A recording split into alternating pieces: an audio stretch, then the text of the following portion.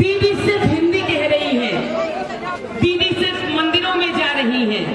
ये और बात है कि उन्हीं की कॉन्स्टिट्यूएंसी में कौन सा मंदिर कहाँ है, ये भी उन्हें तब पता चल रहा है जब प्रियंका टिब्रेवाल उस मंदिर में चली जा रही है। जब मैं सुबह गुरुद्वारा जाती हूँ तो पता चलता है दीदी का शाम का शेड्यूल है गुरुद्वारे का। जब मैं सुबह जैन मंदिर जाती हूँ तो उसी दिन ममता बनर्जी शाम को जैन मंदिर पहुंच जाती है। दीदी देखिए, आप में और मुझ में यही फर्क है। मैं उम्र में और राजनीतिक दौर में आपसे बहुत छोटी हूँ, मगर आपके देखा देखी प्रियंका टिब्रेवाल का जमीर इस बात की गवाही नहीं देता कि वो 16 आना मस्जिद चली जाए। मेरे देखे देखी मंदिर जा सकती है। हमने आपको सिखाया है कि हिंदुत्व जगह रहना चाहिए, लेकिन आपके देखा देखी मैं 16 आना मस्जिद ना कभी गई हूँ ना कभी जाऊंगी।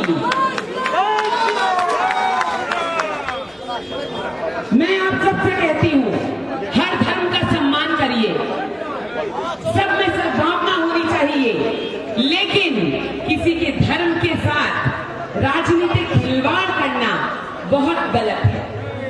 अगर आप सम्मान रखती हैं तो मेरा इस मंच से आपसे एक क्वेश्चन है। मैं आपसे पूछना चाहती हूं कि आपने खुद अपने मुंह से कहा था कि ये लोग आपके लिए दूध देने वाली गाय हैं जिनकी आप लात भी खाएंगी। तो दीदी, दूध देने वाली गायों का आपने दूध लिया, दूध पिया, अब जब वक्त आया उसे लौटा देने का, बॉबी हकीम आपके बहुत खास हैं, आपके प्रिय हैं, आप कहते हैं पार्टी में बहुत बड़ा योगदान है, तो फिर क्यों 211 में बॉबी हकीम को आप मुख्यमंत्री नहीं बना सकती? बताइए, जवाब दीजिए। क्या वो इस लायक नहीं? ये हम नहीं कहते, ये कोई भी पूछेगा कि आप जब दूध ले सकती है, दूध पी सकती है, तो उनको क्यों नहीं ये अधिकार दे सकती? इतना स्वार्थ क्यों है? कुर्सी का इतना लालच क्यों है? मेरे बड़े भाई शुभेंदु अधिकारी जी ने अभी कहा कि ऑपोजिशन लीडर का जो इन्हें रोल दिया है पार्टी ने, अगर मैं जीत के जाती हूं तो ये कुर्सी खाली करने को तैयार है। इसे कहते हैं बड़प्पन।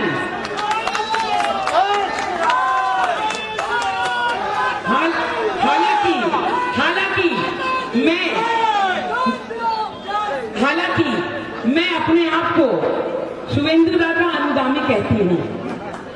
आई am the follower of Suvendu Adhikari साहब, और इनके रास्ते पर चलना मेरे लिए बहुत गर्व की बात होगी, और इस बात को भवानीपुर की जनता साबित करेगी। जो रास्ता नंदीग्राम ने दिखाया है, उसी रास्ते को आगे बढ़ाते हुए भवानीपुर की जनता फिर से एक बार उन्हें हराएगी। इसमें आप सबका साथ चाहिए। मुख्यमंत्री बहुत दुखी हैं, रोम घूम नहीं पाई, रोम जाने की बहुत इच्छा थी। मैं ये पूछना चाहती हूँ, कोई भी देश से जब दूसरे देश में जाता है तो वो देश का गौरव बढ़ाने जाता है। आप रोम में जाकर अगर कोई आपसे पूछ लेता कि शांति का क्या संदेश लेके आई हैं, तो आप क्या कहती? 5 महीने पहले मेरे ही जगह पश्चिम बंगाल में चुनाव हुआ है, मेरे मुख्यमंत्री रहते रहते सिर्फ 60 खून हुए, सिर्फ 30 औरतों का बलात्कार हुआ, कुछ मां के बेटे मां के पेड़ पे लटका दिए गए, कुछ औरतों से उनके बेटे छीन लिए गए, औरतों को विधवा बनाया गया, बच्चों को अनाथ कर दिया गया। ये है मेरा शांति पैगाम, ये है ममता बनर्जी का शांति पैगाम। इन सबको मद्देनजर रखते हुए, इन सारी चीजों पर गौर करते हुए भारत सरकार ने भारत की इज्जत बचा ली और उनको रोम जाने की अनुमति नहीं दी।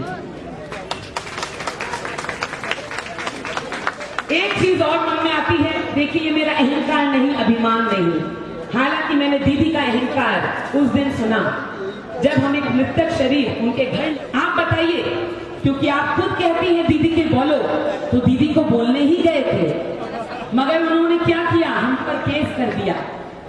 और उससे भी ज्यादा दुखद, एक मृतक शरीर को, देह को उन्होंने सड़ा हुआ पोचा हुआ कुत्ता बताया। आप ये देखिए 2 बार की मुख्यमंत्री किस तरह तरह से बौखला गई हैं कुर्सी के लालच में कि इंसानों में कुत्तों में कोई फर्क नहीं समझ रही। इससे भी बड़ी बात यह है कि इनका सत्ता का जो लालच है वो आज इस कदर उनको पूरी तरह से बौखला चुका है कि जिसको उन्होंने कहा था बच्चा, उनके पार्टी के लोगों ने कहा था कौन है प्रियंका सिब्बेवाल, हम जानते भी नहीं, इसे खाया जाता है या सर पर लगाया जाता है। मैंने कहा था 5 दिन दीजिए मुझे, 5 दिनों में वे सब जान गए। इसका सबसे बड़ा परिचय है आज एक ही स्टेज पर ममता बनर्जी, अभिषेक बनर्जी, कार्तिक बनर्जी और पूरा परिवार उनके सारे कैबिनेट के साथ खड़ा कर दिया इस प्रियंका सिब्बेवाल ने।